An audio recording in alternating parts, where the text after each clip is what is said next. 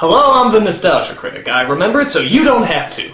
Well, there's no doubt about it. Theme songs played a huge part in our childhoods. They were fun, clever, enjoyable, and catchy as hell. In fact, a lot of these songs still stay hidden in the darkest corners of our memory, just waiting for inopportune moments to spring out of our heads and ruin our concentration.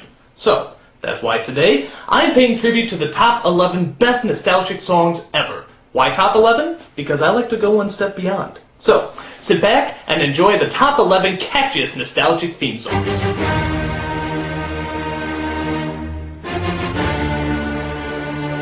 Number 11. For many of us, Sesame Street was the first show we ever saw, and it only figures that the theme song would be as irritatingly catchy as the lessons it teaches us. My only problem with this song is that they never do tell you how to get to Sesame Street. I mean, where the hell is it? Is it in Brooklyn? Chicago? New York? How do you get to this damn place? Wherever the hell it is, it made for a really great song, and the perfect beginning for our countdown. Number 10. God, I hate this song.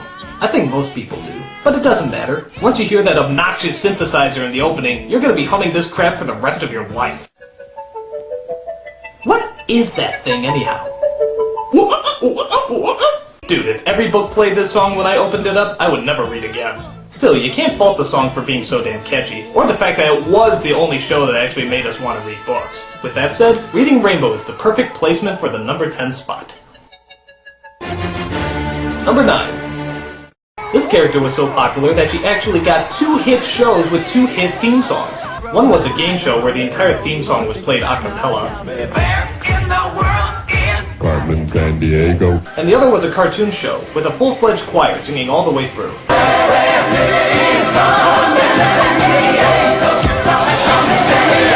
I think the game show one is a little bit catchier, but the cartoon deserves an honorable mention. And when you're doing a show that's trying to be educational, you sure as hell better write something that our short attention spans can remember.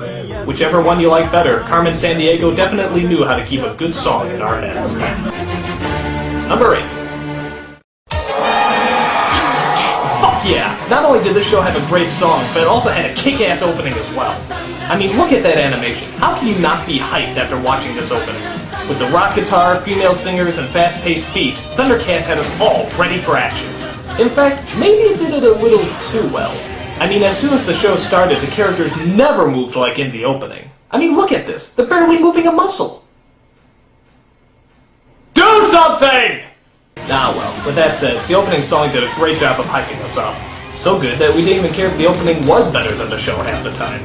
Mixing great animation and great tunes, Thundercats is easily the perfect combo. Number 7. Alright, as much as I hate this show, I have to admit I really do love this theme song. It was the only thing I ever looked forward to whenever this show came on. And when the song ended, so did my tolerance for the show. But let's face it, it's a cool song, with its fast pace, kick-ass guitar, and lyrics that are pretty easy to remember. Hate the show, love the song, but hey, that's Mighty Morphin Power Rangers for you. Number 6. Ah yes, you can't think All-American without thinking G.I. Joe, and their song was the keen essential American theme. It was big, triumphant, and one of the few theme songs that actually had counterpoint melodies, which means you always needed another kid to help you sing it. This is back in the day when the worst terrorist we had to deal with was Cobra. God, I miss Cobra. When he threatened us, it was funny. When the real terrorists threaten us, it's just creepy. But when we heard that victorious theme, we all knew we'd be okay. Why? Because G.I. Joe is there! G.I. Joe! G.I. Joe, a real American theme song. Number 5. Another song that practically seemed all-American was Transformers. True, the guitar was great, the theme was memorable, and the animation was cool, but by far the best part was hearing that robotic voice say, Jesus, I could hear that all day. Oh, and don't think we weren't pissed when the song wasn't in the recent live-action movie. I saw people actually wait until the end of the credits to hear the song. What'd we get? Nothing. The fucking sequel better have the song. In fact, you could probably use that for good marketing. You could actually call the film Transformers 2, yes, this one actually has the theme song. I guarantee ticket sales would go through the roof. Why? Because this song is that fucking good. Transformers, it's more than meets the ear. Number 4.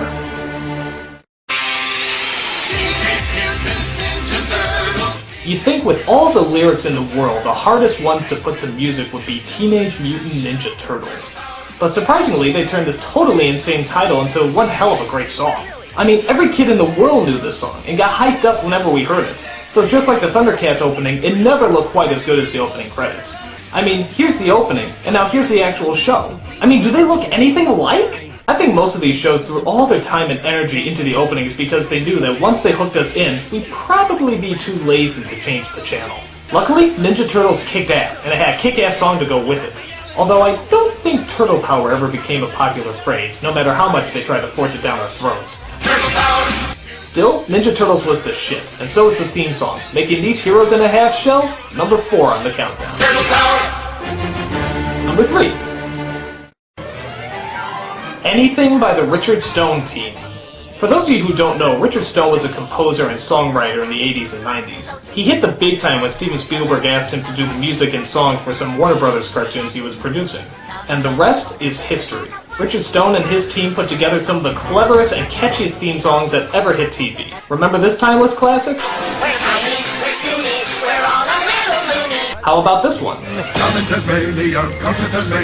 And of course, the always popular. The Pinky and the Brain, yes, Pinky and the Brain. Stone's team didn't just do theme songs, though. They did all the music for the shows. Every little melody, every musical segue, and the only song in the world that actually made you want to learn geography. United States, Canada, Mexico, Panama, Haiti, Jamaica, Peru, Republic, Dominican, Cuba, Caribbean, Greenland, El Salvador, too. I mean it. Everyone tried to learn this song but could never get it down.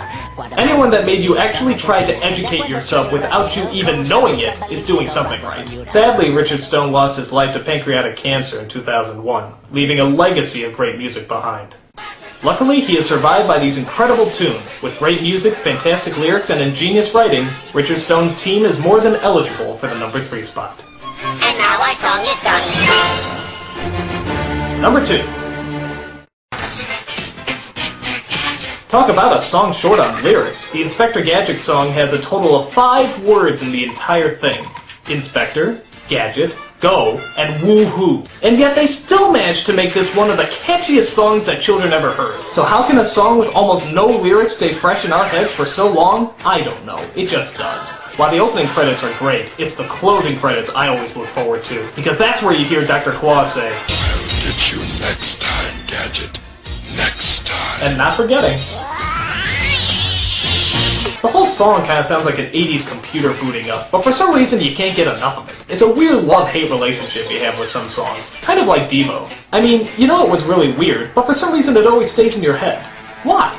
For whatever reason, Inspector Gadget isn't leaving us anytime soon, and if you manage to forget about this song right after you hear it, consider yourself dehumanized. And the number 1 catchiest nostalgic theme song is... God damn this song. From the minute you hear it, it is never gonna leave your head. This song tormented so many children I can't even explain. You think you're trying to answer the questions on your math test, but nope, all you're thinking about is... You think you're playing basketball with your teammates, but nope, all you're thinking about is... You think you're about to achieve enlightenment. The pearly gates of knowledge are opening up, and all the secrets of the universe are about to be revealed. But no! All you're thinking about is... It will never leave, it will never leave. It's like an addiction. You think you're over it. You think, I only know a few lyrics of the song. What is it? Life is like a hurricane here in Duckburg. Race cars, lasers, airplanes, it's a Duckblurg. Might solve a mystery or rewrite history. DuckTales woohoo. Every day that I've been making DuckTales woohoo. Tales so daring you can do DuckTales. Danger lurks behind you. There's a stranger out to find you. What to do is just grab onto some DuckTales! Woohoo! I mean, once you hear it once, it will never, ever go away.